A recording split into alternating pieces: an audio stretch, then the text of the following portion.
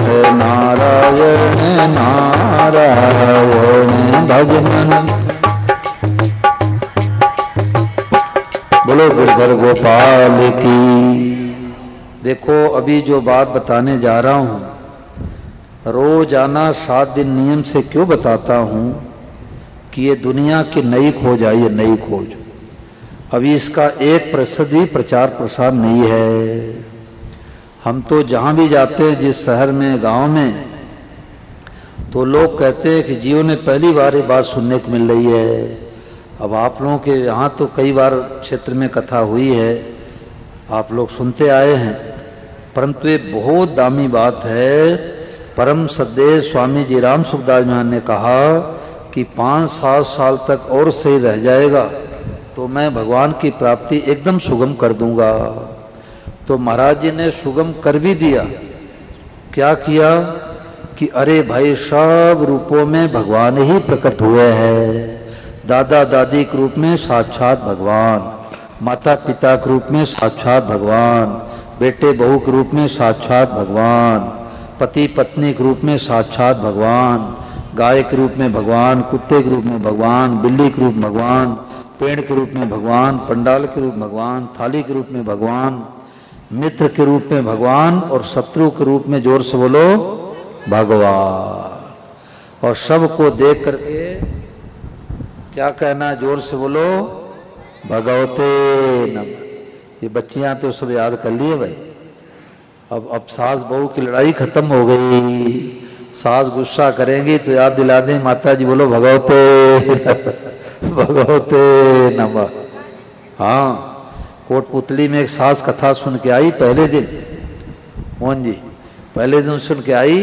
दोनों बहुओं को हमारे सामने बुलाया, बिन्नी सुन, अब कभी मैं गुस्सा करूं तो हमारे को याद दिला देना भगवते नमः, और तुम लोग गुस्सा करोगी तो मैं याद दिला दूंगी भगवते नमः। तो ये मामूली बात नहीं है। स्वामी महाराज ने कहा कि करोड़ों अरबों व्यक्तियों को पूरा जीवन बीत जाता है, ऐसी बातें सुनने को नहीं मिलती।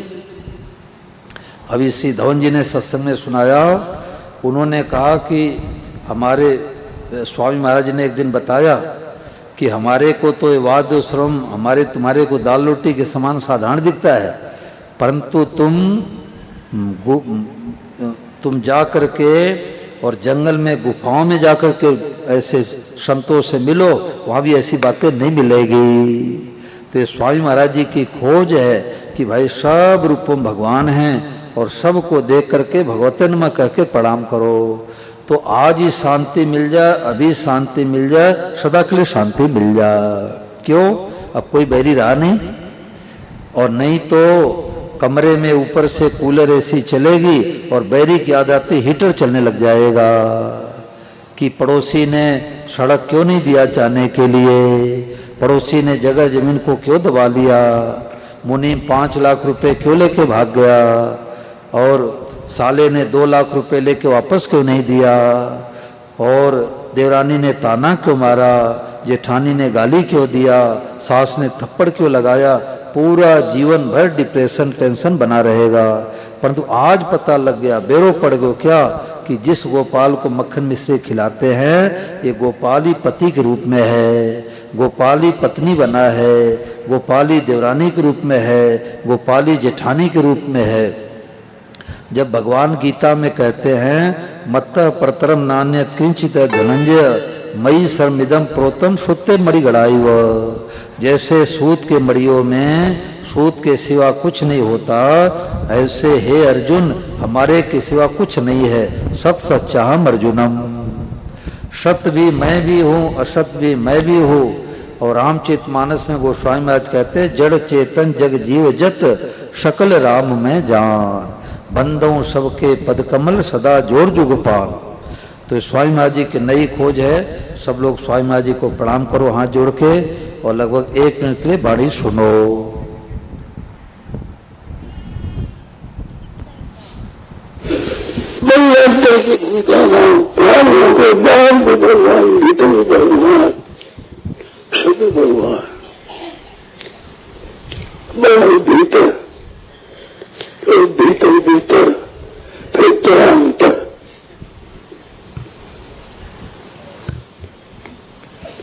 बाहर भगवान, भीतर भगवान, बाहर भीतर, बाहर भीतर, भीतर भीतर, भीतर अंतर, तो भगवते नमः। सब बोलो, जोर से बोलो, भगवते नमः।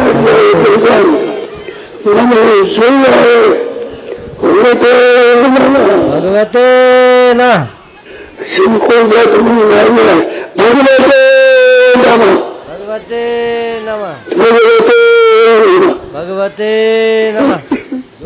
भगवते हम बातें चलेगी, भगवते ये बातें सब भगवान में।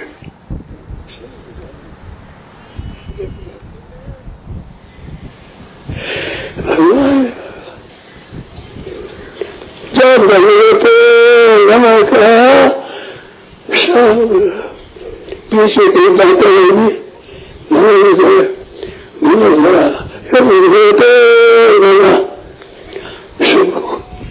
गाय आएगी, कुत्ता आ गया, गाय को दिखा गया, भगवते नमः, भगवते नमः। सत्संग इतना ही है कि सब कुछ भगवान ही है, यही असली सत्संग है। यहाँ तक पहुँचना है, बीच में संतोष नहीं करना है कि थोड़ा अगरबत्ती बत्ती दिखा दिया और फिर पड़ोसी से वैसे ही गाली गलौज करे, तो अभी सत्संग का रंग नहीं चढ़ा। पड़ोसी के रूप में साक्षात भगवान ही है, क्योंकि सब कुछ परमात्मा है। यह खुले नेत्रों का ध्यान है। आपकी दृष्टि मिट्टी का ढेला है, परंतु साक्षात परमात्मा है। वासुदेव सर्वमय सब भगवान हैं। आप इस बात को मान लो, इसी क्षण निहाल हो जाओगे। एक हमारे बड़े अच्छे साधक हैं लीलाधर शर्मा जी, हरियाणा के। वो कहते हैं, मोहन जी, वो कहते 4 युगों में आज तक ऐसे महात्मा नहीं हुए। 4 युगों में ऐसे महात्मा नहीं हुए जिन्होंने इतना खुलासा किया हो कि गाय के रूप में भगवान, पेड़ के रूप में भगवान, वृक्ष के रूप में भगवान, पुरुष के रूप में भगवान, स्त्री के रूप में भगवान, सब रूपों में भगवान। ये तो संतों ने कहा है कि जड़ चेतन जग जीव जग सकल राम मैं सब राम जी का रूप है। सिय राम में सब जग जानी, सबके अंदर भगवान हैं, परंतु सब भगवान हैं। ये स्वामी महाराज जी की खोज है। महाराज जी ने कहा कि आप थोड़ी सी हिम्मत करो, थोड़ा सा हाथ ऊंचा कर दो तो माँ उठाने को तैयार है। वासुदेव सर्वम कहत केवल हाँ कर दो, अपनी बुद्धि मत लगाओ। अपनी बुद्धि कैसे लगाते हैं कि एक जगह आयोजक पत्रक छपवाए तो सुबह 5 बजे की प्रार्थना हम लोग करते हैं, लिखवाते हैं, तो उसमें लिखा था प्रार्थना 5:15 पर। तो मैंने पूछा भाई ये 5:15 क्यों लिखवा दिए? बोले महाराज जो प्रेस वाला था उसने कहा 5 ठीक नहीं होता, 1:15 ठीक होता है। देखो बुद्धि लगा दिया ना। अब 5:15 की ट्रेन है तो वो प्रेस वाला 5:15 पहुंचे, बोलो ट्रेन मिल जाएगी? अपने बुद्धि लगा दिया।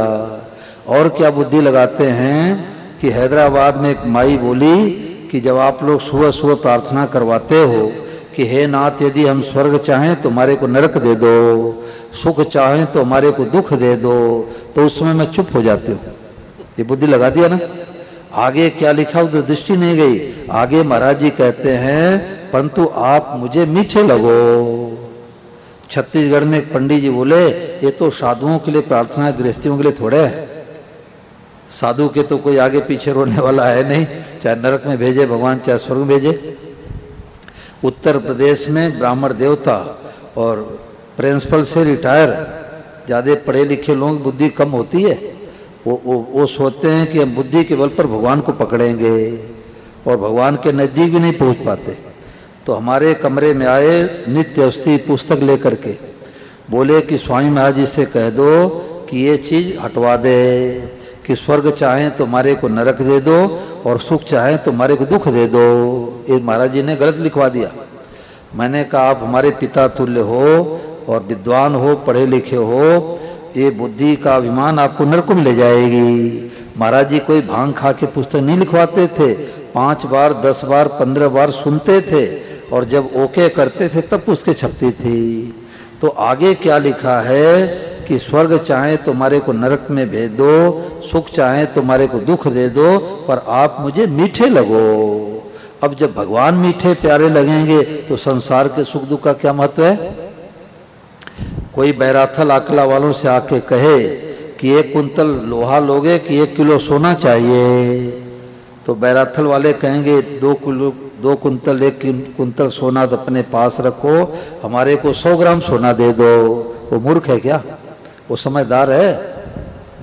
तो महाराज जी ने कहा कि वासुदेव शर्म कहत केवल हाँ कर दो, अपनी बुद्धि मत लगाओ, हाँ में हाँ मिलाने के सिवा कुछ नहीं करना है। ऐसा करने में क्या जोर आता है?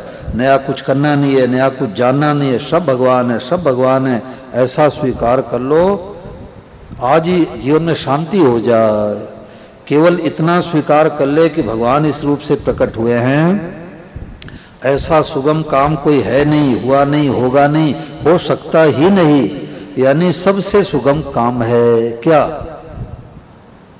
अज्ञान क्या है कि घड़ी है, ज्ञान क्या है? साक्षात भगवान घड़ी बने हैं। घड़ी को देख के क्या कहना है?